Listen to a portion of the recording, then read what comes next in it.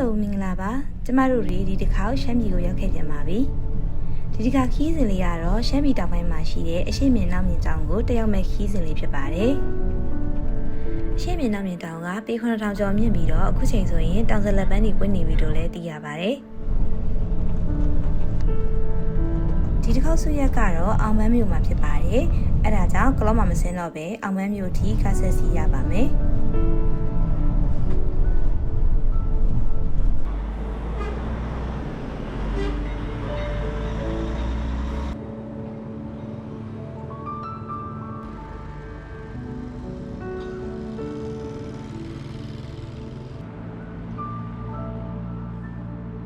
အောင်မန်းမြို့ကိုမနက်9 နာရီကျော်လောက်မှရောက်ပါတယ်ဒီဇင်ဘာလမို့လို့တော်တော်လေးအေးပါတယ်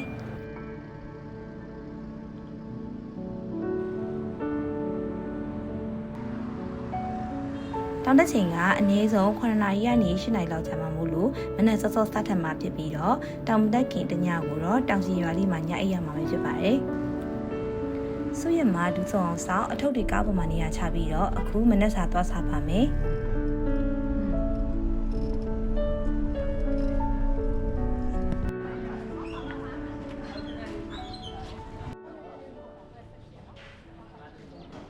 အောင်မန်းမြို့ရောက်ခုပြီမေဒီဇိုင်းလေးကတော့အခုမှစားဘူးတာပါရှမ်းခေါက်ဆွဲတုံဦးနေအရင်ရတာရှိပါတယ်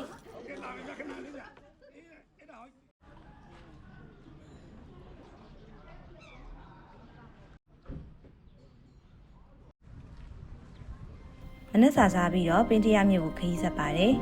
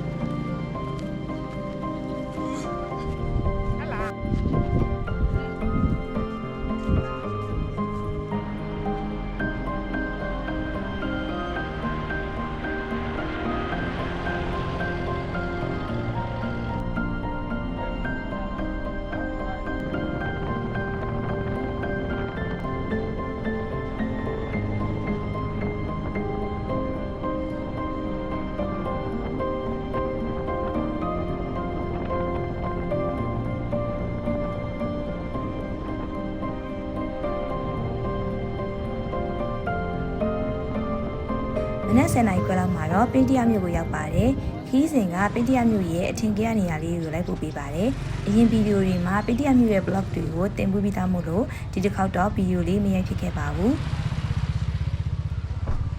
နေ့ရက်စာစားပြီးရဲ့နောက်ခီးဆက်ပါတယ်ညအိမ်မဲတောင်ကြီးရွာလေးကတောင်ပေါ်မှာပဲရှိတာမို့ကားချင်းပြီးတော့အခုလိုတောင်တကားပြောင်းစီရပါတယ်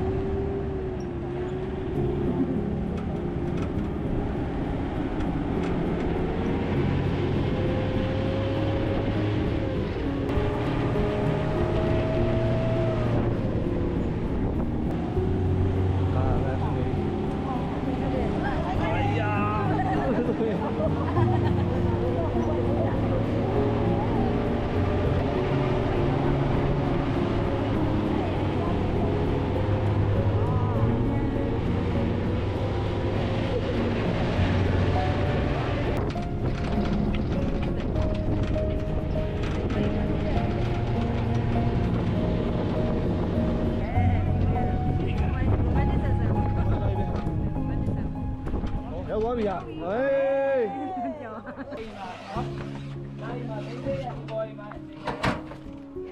တောင်ကြီးရွာလေးကိုတော့နေ့လယ်2 နာရီခွဲလောက်မှရောက်ပါတယ်အထုပ်တင်ကြီးကချပြီးတော့နေကင်းဘက်အနားယူရပါတယ်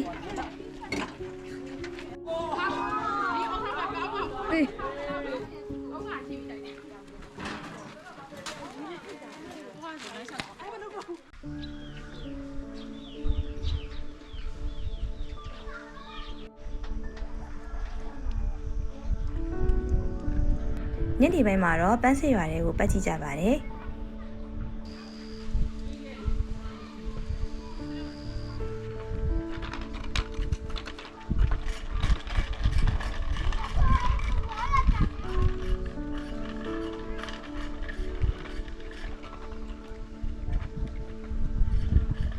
多少点过进来吗？妈呀妈呀，没有了对了。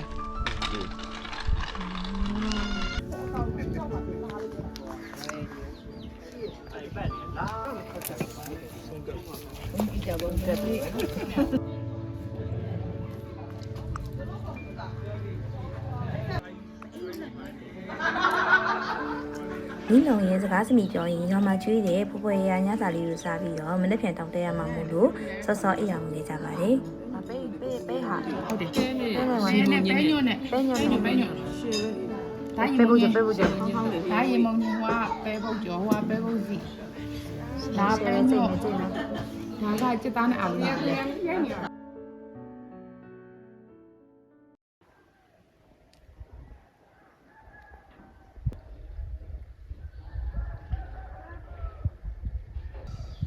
ဒီနေ့ကတောင်တက်မဲ့နေ့မို့အားလုံးအိမ်ရစောလာကြပါတယ်။တောင်မော်တည်သွားမယ်တကူစားပစ္စည်းလောက်ကိုပဲတည်ပြီးတော့ခြံတဲ့ပစ္စည်းလေးတွေအားလုံးကိုရွာအိမ်မှာထားခဲ့လို့ရပါတယ်။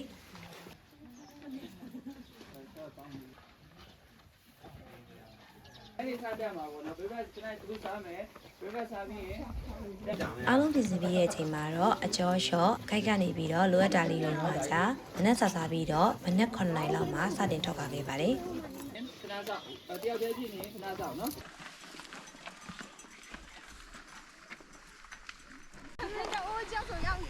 ဒီမှာစားပဲရှိရမောနေအော်ဒီဘက်ပဲ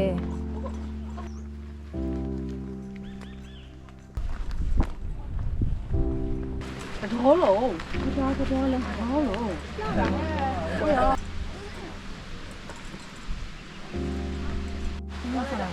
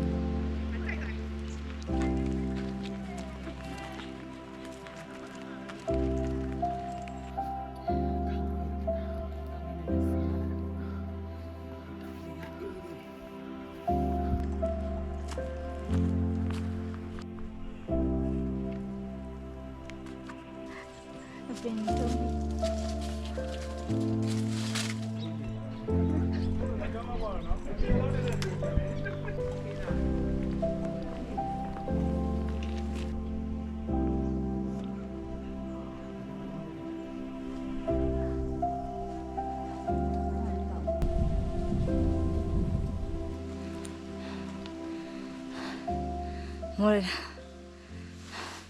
ဘာလာရှိပါ 8 နာရီခွဲ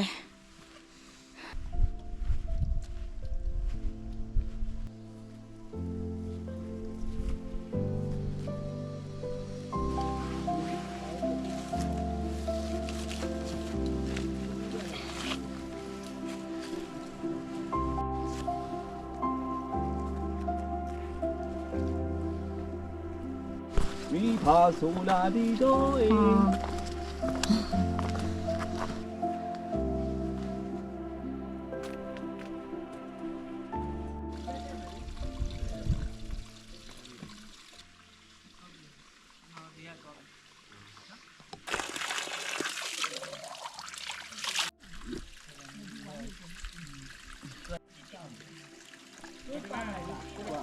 ခုဒီနားမှာပဲဆုံးပါပါ ဟုတ်တယ် ဟုတ်ကဲ့ ဆောက်လိုက်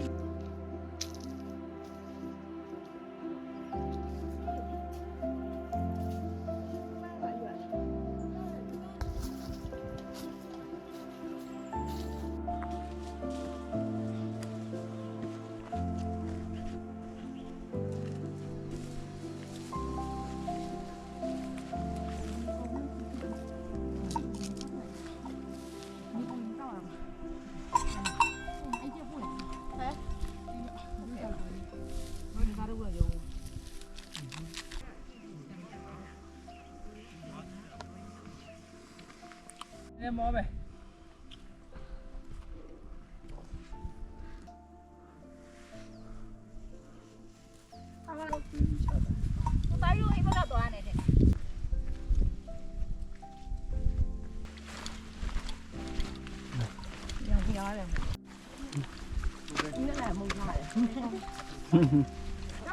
အမှန်လေးစပစ်တီ6ယူခဲ့ရမှာနော် ဟုတ်တယ်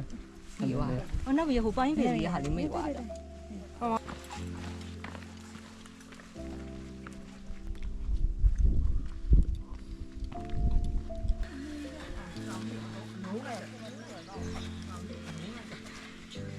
ုတာပါတယ်ရောက်ရင်တော့မုံတပုံရောက်ပြီးပြောပါတယ်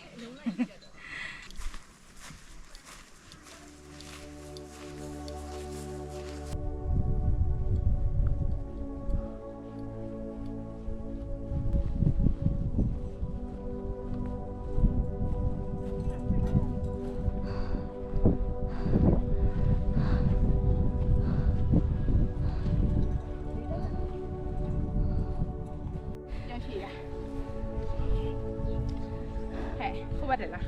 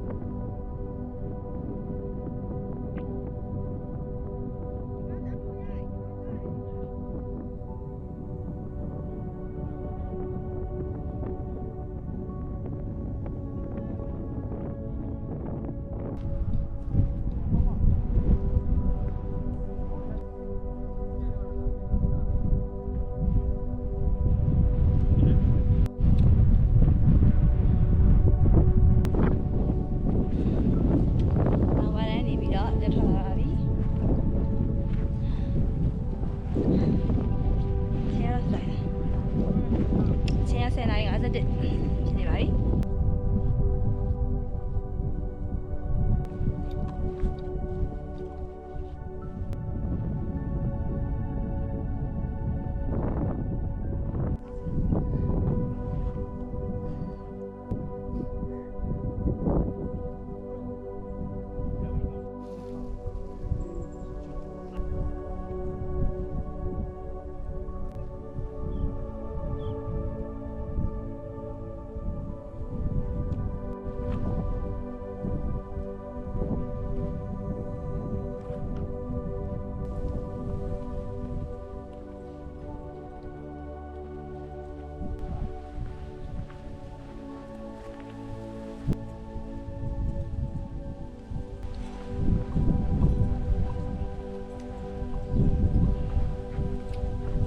အေးရပဲ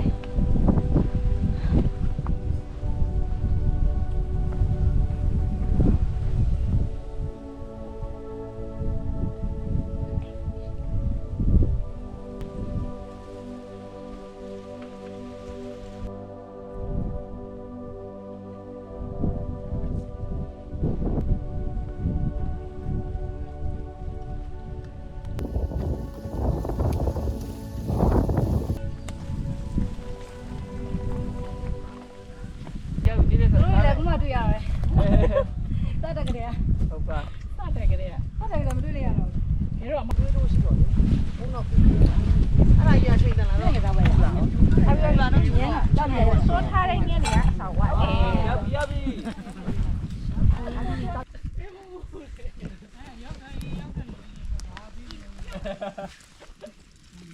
အေးကောအဘောဂျူမီ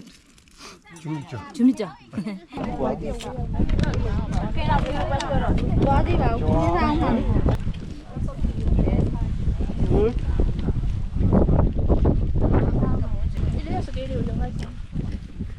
il est bien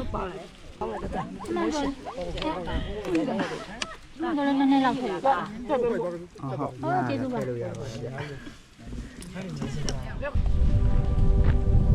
ချိန်ကတော့7 ခွဲလောက်ရှိပါပြီဒီမဲ့စားနာပြီးတော့ပြန်ထွက်ပါပြီ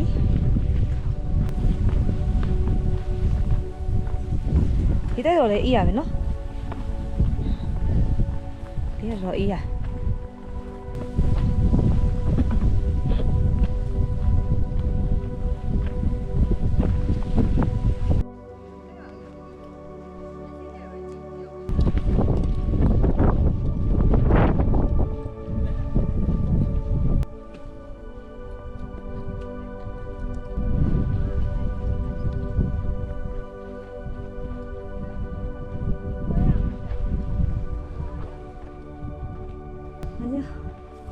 快来，要不再弄那个。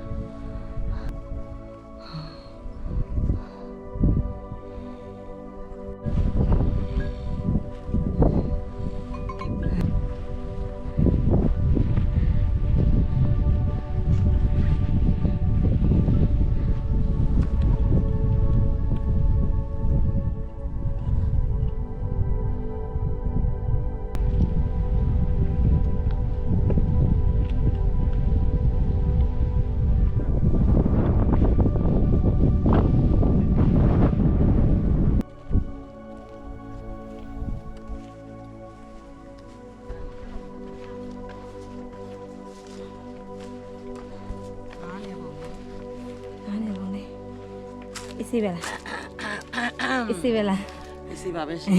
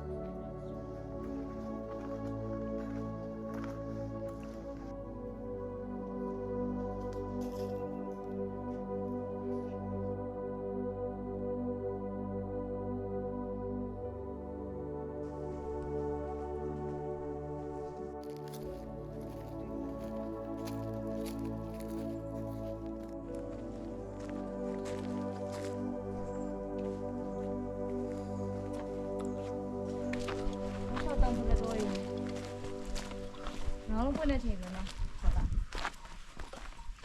ခြေကြတိတ်မလို့တော့ဘူးတဲ့နောက်တော့မယ်တဲ့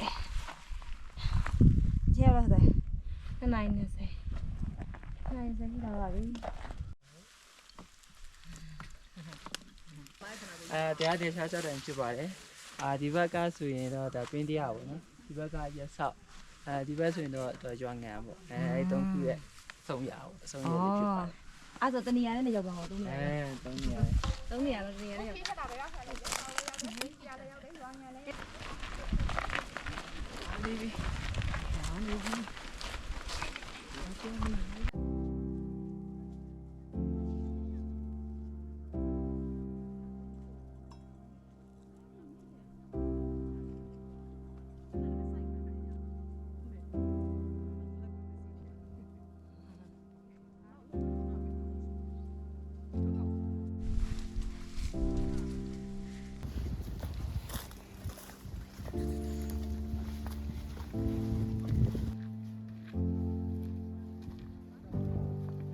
အဲ့ဘို့တက်ကြနားလေးပြောရတယ်နဲ့တိုင်နေ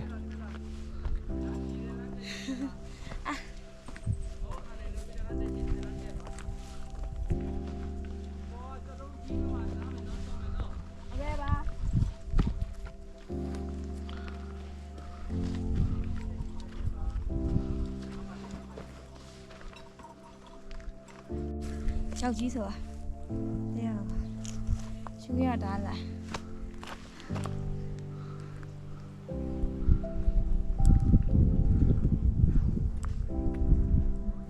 စက်တယ်မယ်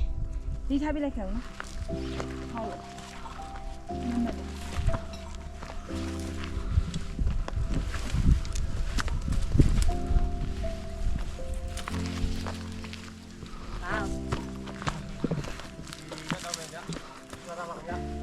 အမြင့်ကြီးပဲနော်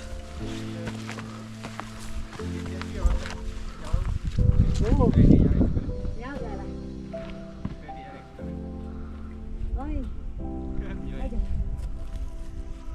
ရက်တယ်ပြန်လာ ကျောင်းမှာကျွန်တော်ရောက်ပါ အော်ဒီဘက်ဝေါ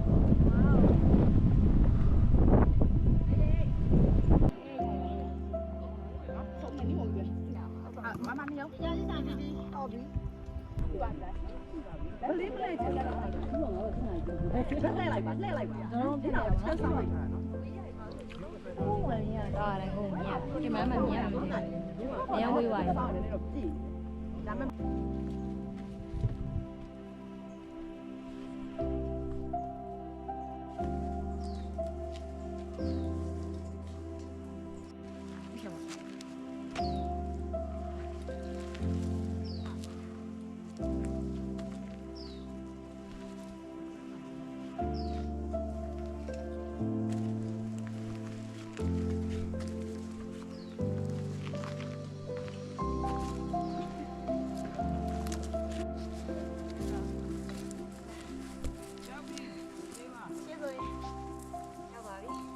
ပြီ။နေနေရပြီ။သိမလို့တော့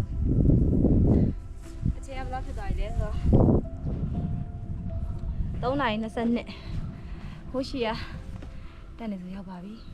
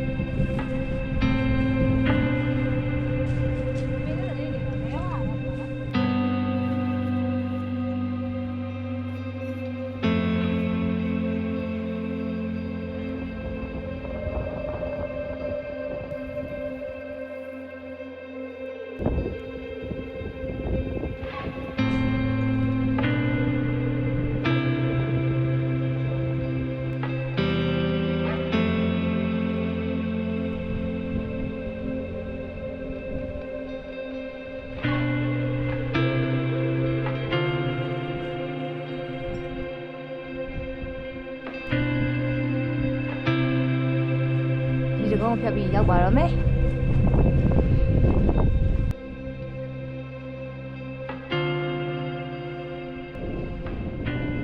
ကျန်နော်ဘယ်တော့လာ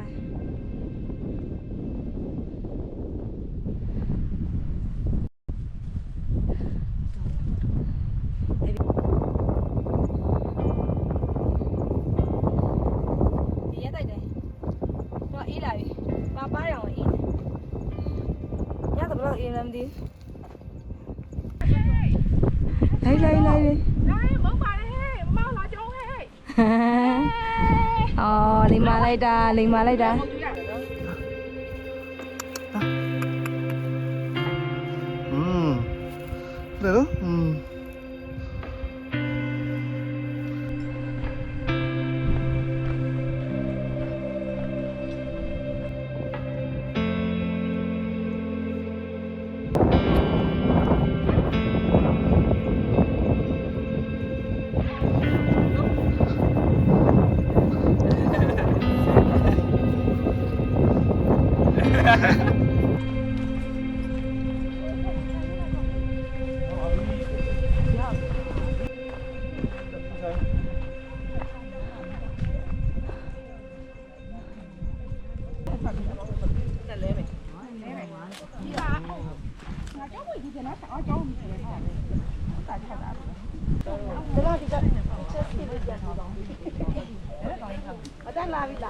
လေနော်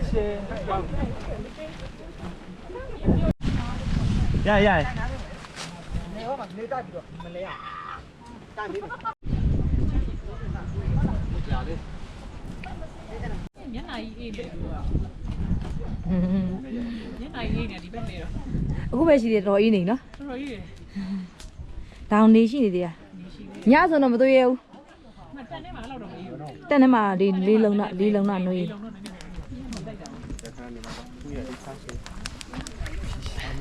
ညအခုလည်းလုံနေရတယ်အချင်းရဘယ်လောက်ဆိုသွားလဲအချင်းရ3:58ပဲရှိတယ်မိကလုံနေရတယ်3:58ကိုဝချင်လား ဟုတ်စလား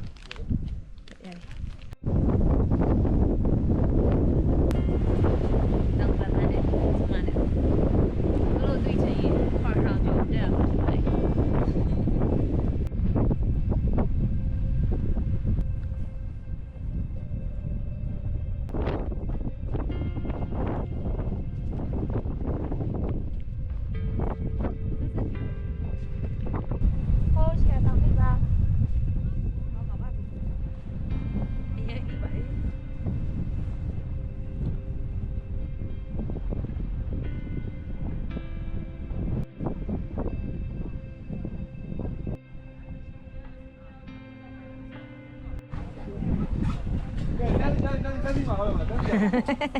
ဘလို့တန်းစီရမှာတော့က ဒီကလေးခောက်ပြီးတန်းစီရမှာပါလို့ စာတီလေးနော်ခဏလေးမှာ heavy ကျွေးမှာ โอเค ဒီလိုအစာပြေလေးကိုကျွေးတာစတီးတယ် ဗာလဲရင် surprise တောင်ဖြစ် surprise ဖြစ်သွားလို့ဗာလဲအာ နောက်ကြကြောက်တက်ထားပါမယ်နော်နောက်ကြတော့မရအောင်ကြောက်မကြည့်ရဘူးဆုံးပါဘာလို့လဲဆိုတော့ အမနောက်ကျနေရပါအမ ဒီကျမကျမလားဆွဲပြုတ်လေးစောက်နေတာပါဒါကျမတို့ကျူလိုင်းပါလား ဟုတ်ပြပြပါမယ်ကြည့်လိုက် ကြောက်လေရေခုံးတော့ရေခုံးတော့ အဲဒီကွန်း ဒီပါတော့နော်ငါကြည့်ပြီးတာ15ရောက်လားမသိတိုက်တော့ကော ရိုက်ပြီတော့ချပေးမယ်တဲ့ ပူမယ်ဟောဒီမနော်ဘာမှတိတ်မတယ်ဆိုရပြီရပြီတဲ့ဟဲ့ပြန်အောင်ယူပါတဲ့ ရေလေးနဲ့ စာပြီးခေါက်ပြပြုတ် ရပါပြီရှင်ချာမိုကဲစမီတာ တို့ဒီမှာ ညောက်စာမို့လို့ပါ တို့တယောက်စားပါပါတယောက်စားမလို့ပါโอเค ရပါတယ်စာနောက်ဆုံးရပါတယ် တော်ပြီအေးရပြီ နှစ်ယောက်စာမို့ပါဘူးတယောက်စာမို့ လည်း2ယောက်နော် ဩအေးနှစ်ယောက်လား မအီးနဲ့လေ ဩ ကျမတယောက်စားတိတ်နဲ့ပါ ဘာနှစ်ယောက်စားနေပြောနေ ဖက်များများ မပွားလေ ယေဒီစမရဲ မြောက်လူစားခြင်းတွေပဲ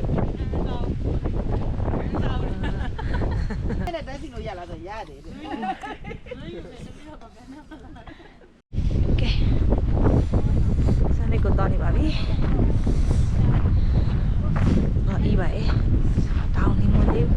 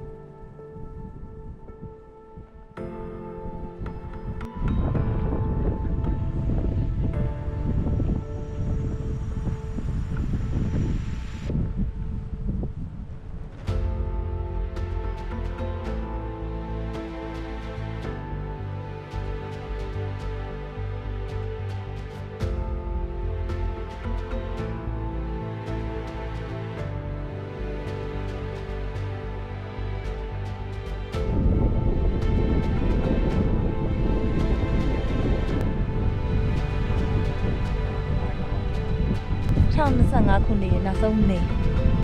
ဖြစ်ပါတယ်မနေ့ကကြရင်နောက်26ကိုကြိုပါမယ်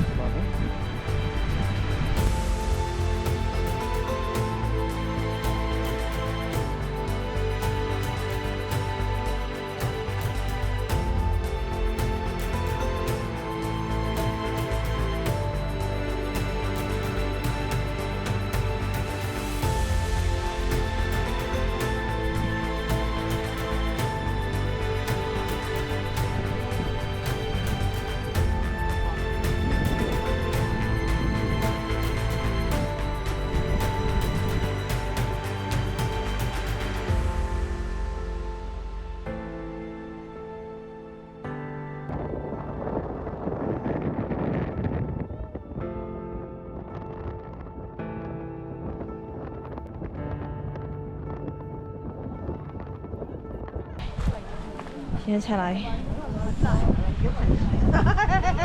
လက်တွေပါထုံတယ် ဟုတ်တယ်ထုံးနေပြီချက်အောင်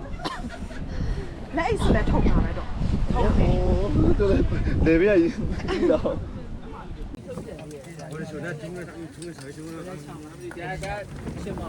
ဒါကကျွမြင့်နဲ့ပဲပုံနဲ့ပါဒါကြောက်ဖြုတ်လေးနဲ့ချက်သားနေဒါဟိုကလေးဒါခမလို့စားဟုတ်တယ်မင်းနော်ဒါလေးပိုးတီလေးမှာချင်းနာပဲစားဘူးလေ ဘာလူတွေပြော နည်းနည်းပဲပေးတော့ ဟုတ်ကဲ့ ဒီဘာလည်းမသိဘူး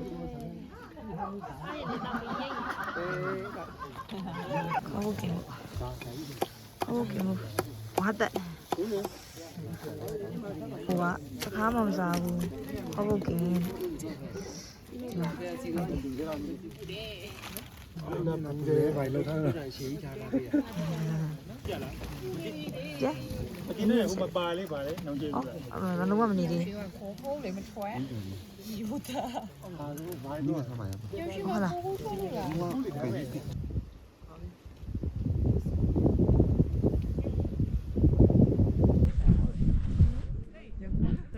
အမထရီတော့မတခေါ်ပဲကြတယ်ရုံးမထရီတော့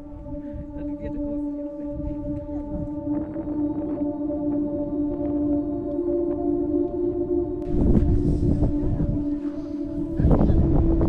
ချမ်းပါတယ်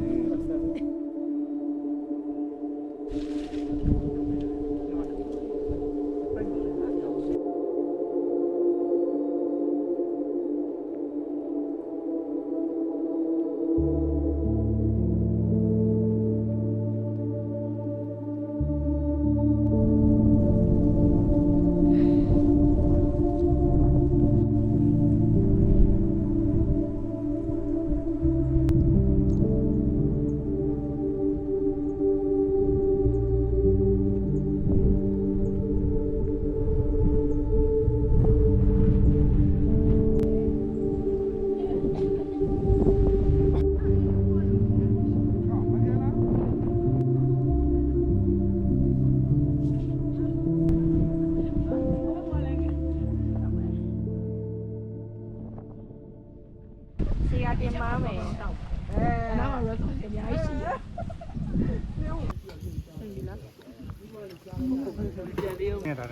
ရ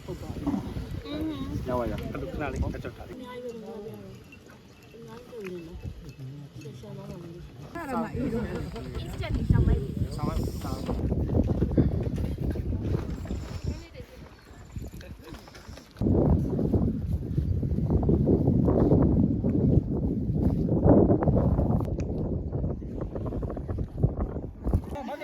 မကဲမင်းပါလားကြောလာလို့ညလာလို့တော့ညလာမင်းပါလို့တော့လာပ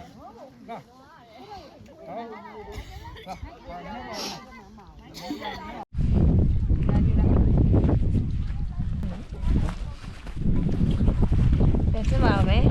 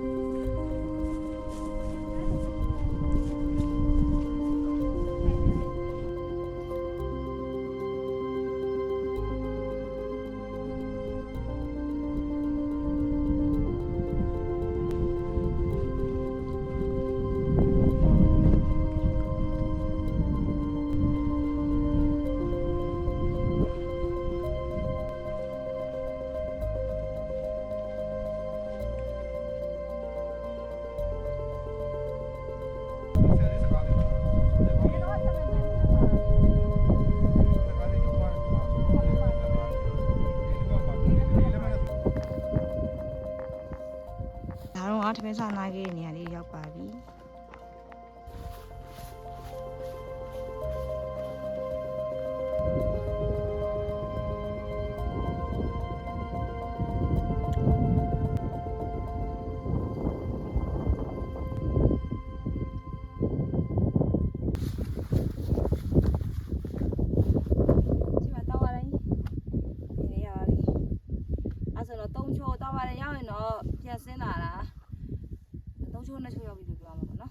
တာဝန်ရောက်ပြီးတော့ရွာသိမ့်မလို့တော့ဘူး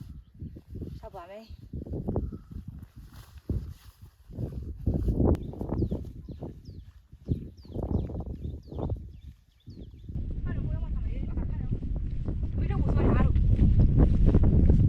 ဒီ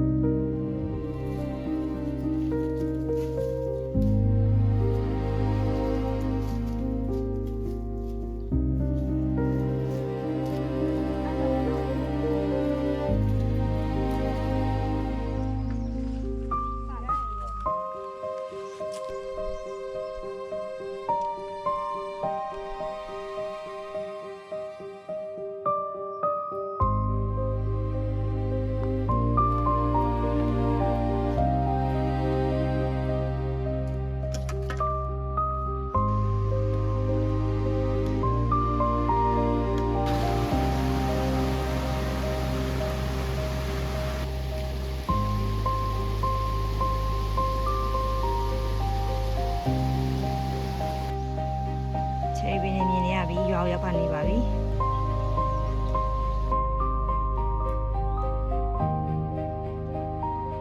တောင်ကျော်ကျော်လုံးကိုပွင့်နေချယ်ရီပင်နေဖြစ်ပါတယ်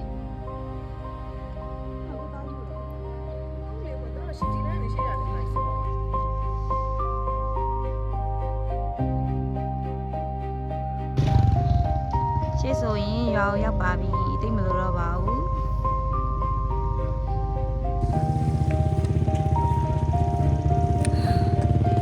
ရမော်နေရမော်ချေပြပြမယ်ဒါနာရောက်ခရီးရဲ့ချေပြရလာတော့โอ้ဟောလိုက်တာ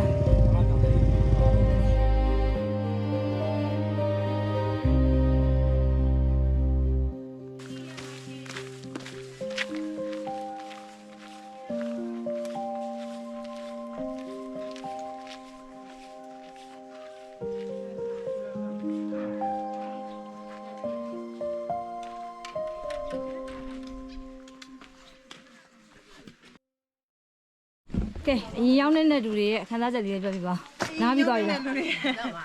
ခြေတော့တည်းလှုပ်ကမလှုပ်ချင်တော့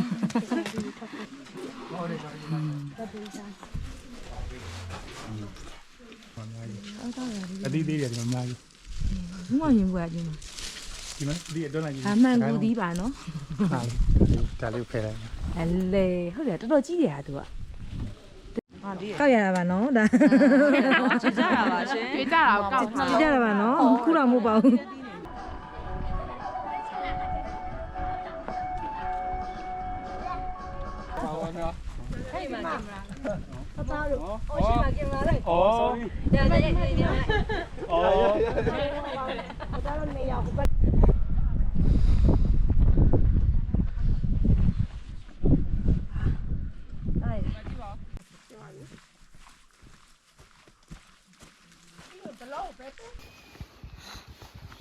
တောင်ဆင်းနေရဟုတ်ပါဘူးတောင်တက်နေရမဟုတ်ပါဘူးတောင်ဆင်းနေရပါ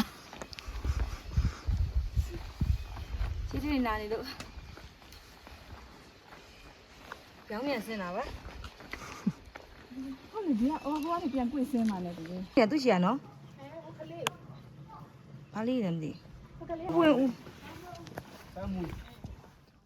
တစိတ်ပဲဝင်လာလားစားဩကျမတို့ရဲ့ညညရေး3ရက်အရှိမြင်နောက်မြင်တောက်တဲ့ခီးစဉ်လေးကတော့ဒီမှာပဲပြီးပါပြီဗီဒီယိုလေးကိုအဆုံးထိကြည့်ပြီးရတဲ့အတွက်ကျေးဇူးအများကြီးတင်ပါတယ်ဗီဒီယိုလေးကိုကြိုက်တယ်ဆိုလို့ရှိရင်တော့ like and subscribe လေးလုပ်ခဲ့ပါအောင်เนาะနောက်ထပ်ဗီဒီယိုလေးတွေမှာပြန်တွေ့ပါမယ်တတာ